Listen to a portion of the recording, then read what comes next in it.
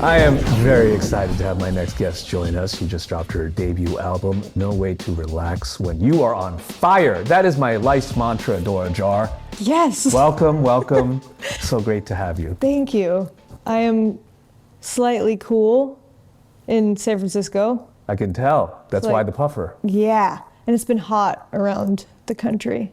Like Salt Lake City, we were in Salt Lake City and I was expecting it to be cold mountain weather and it was one of the hottest cities we were in. See what happens when you name this album what you did? I know.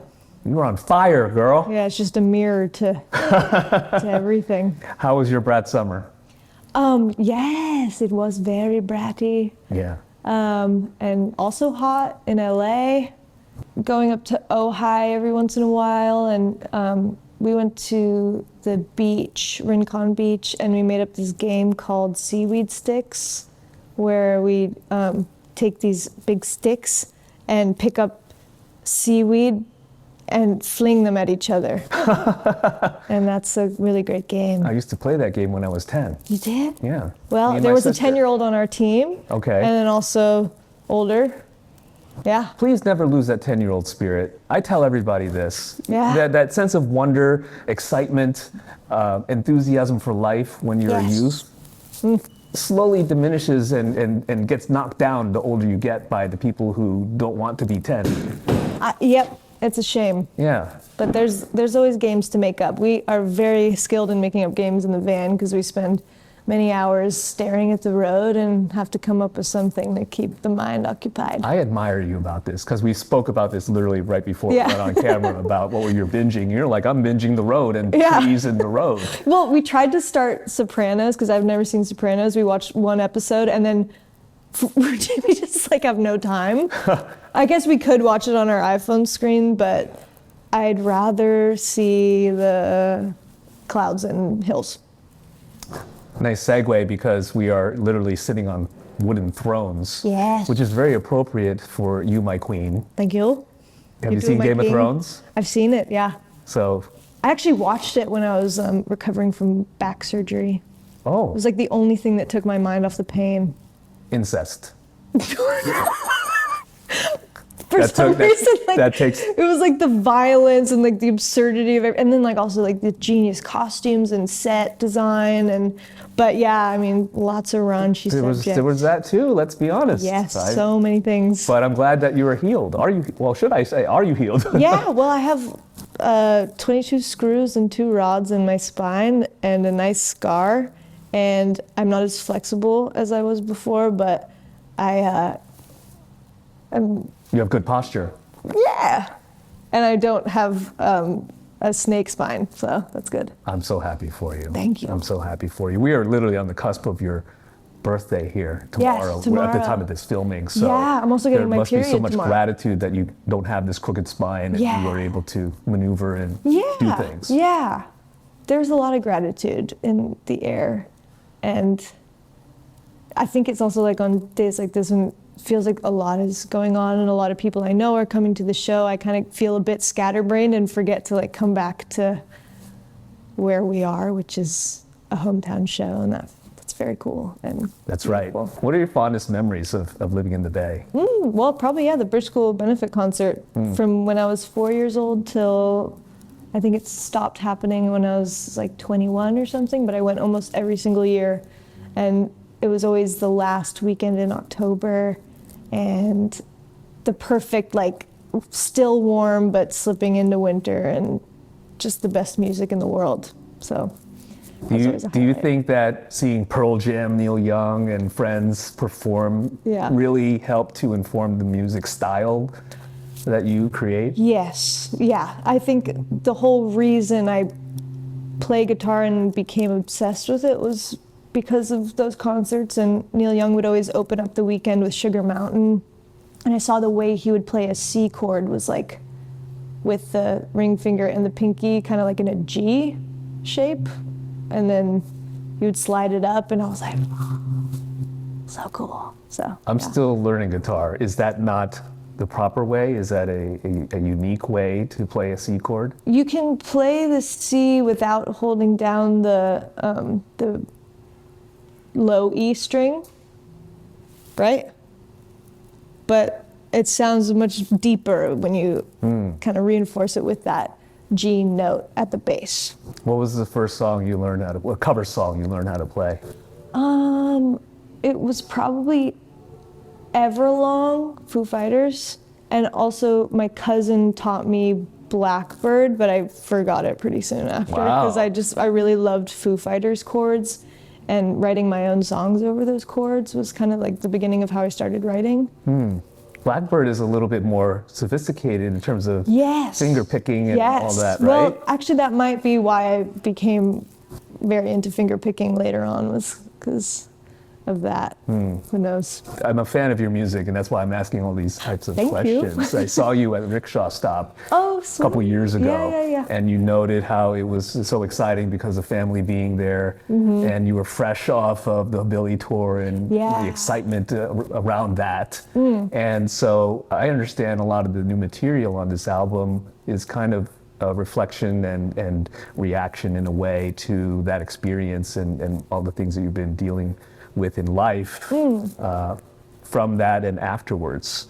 What do you think the catalyst was for going down this road with this approach and material? I think there was, I had a need to kind of go back to a playful part of my creative process that I'd sort of maybe forgotten about. When I did my first few tours, I stopped writing because it just takes so much energy. And then when I had the time to write again, I was like, how did I do this? Because I forgot that it was fun. And then there was suddenly pressure because I signed with a label, and that is a kind of trippy feeling when you're like afforded this time and you're like, life is kind of taken care of because you signed a deal and now you've got to make a record. Right. Yeah, I guess the whole intention was to kind of start over and be like, this is a new beginning, and let me not try to act like I have it all figured out, I guess, and kind of just, I don't know. Was there a lot of overthinking in some regards, because you already had a handful of songs, you had some projects you had released, right? Yeah, that stuff came easy. I think the overthinking, I guess, comes like after the fact when I have to talk about it because I don't remember. And I'm like, what did I do? And like, I guess being creative is like, I talk with my friends who make music, and it's always kind of like this amazement that you get anything done. It's like an accident, but also like you stress so much about like how to get it the way you want it to sound, and but really it's all just like, oops, I made something. Yeah. How do you walk that fine line between being intentional and maintaining inspiration? Because you talked about the pressures in a way, because people are now, they know who Dora Jar is after the wide exposure. Then you said you signed to a record, label, and there's expectations involved, but you still want to, again, retain that 10-year-old spirit. Yeah. You just have to find a way to shut out noise and expectation and like live your life in the way you want to live it. And I guess here's the answer to your question is I genuinely ask myself, what does it mean to live life as an artist? Like, do I have to go to every single social event for like, just to show up, or do I follow the call that's inside to like have a quiet night, and maybe something magical will happen in my imagination, and then so yeah, just like listening to the quiet voice, I think, has been a big North Star. Do you find that there are a lot of distractions? How do you seal them out, especially with social media now being so connected? Oh, social media is like the worst part of everyone's life. Yeah. So it's funny that it's like a necessity.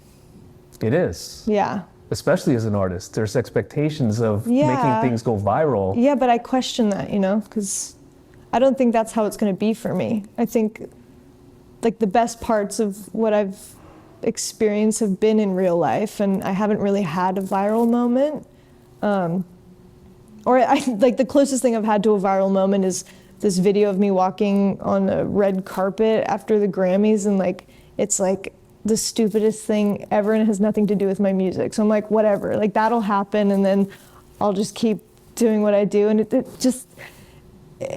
I've found more peace, I think, of just like, I can like go online and like be silly and then focus on like the shows and the people and who's in the front row and giving me so much through their eyes. I appreciate that about you. I was at that, like I said, that rickshaw show. You were singing to nearly every person in the front row at one point. You know, Bumblebee or whatever song you were playing, and I was like, wow, this is a real artist connecting with her fans. Oh, thank you. And it was just so exciting to see. It's exciting to experience too, because I forget that that's possible, and then it happens again, and you're like, wow. Yeah. So you have to really drink it in when it's. I mean, we joke around that like there's no way to relax when you're on fire, but you have found moments to relax and find inspiration. Yeah, that's definitely true. Yeah. Yes. Before we go, this, like I said, is the day before your birthday. Yeah. And normally on birthdays, people have the candles and all this stuff, and then they say, okay, speech. Oh, yeah. What's your speech for your words of wisdom as you approach a new 365? Yeah. To myself? To yourself, the world, the family. Like, the cake is here, and like, speech. Oh, man. There's been a lot on my mind lately.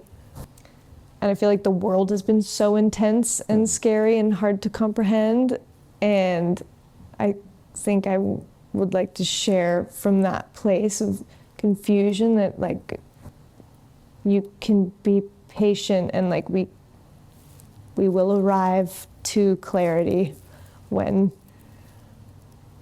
we find the calm within. I don't know, that sounds so cheesy. That's a birthday. What the hell? Like, have you done a speech on your birthday? Here and there. I mean, I'm sure. Thank you, everybody, for being in my life. There you go. That's it. Just thanks. Perfect. So great to meet you. You too. And Thank you. Congratulations on this album. It is truly spectacular. One of my favorites of the year. Thank you. And best of luck and happy birthday. Thanks so much. It is Thank you. Dora Jar right here on B-Sides.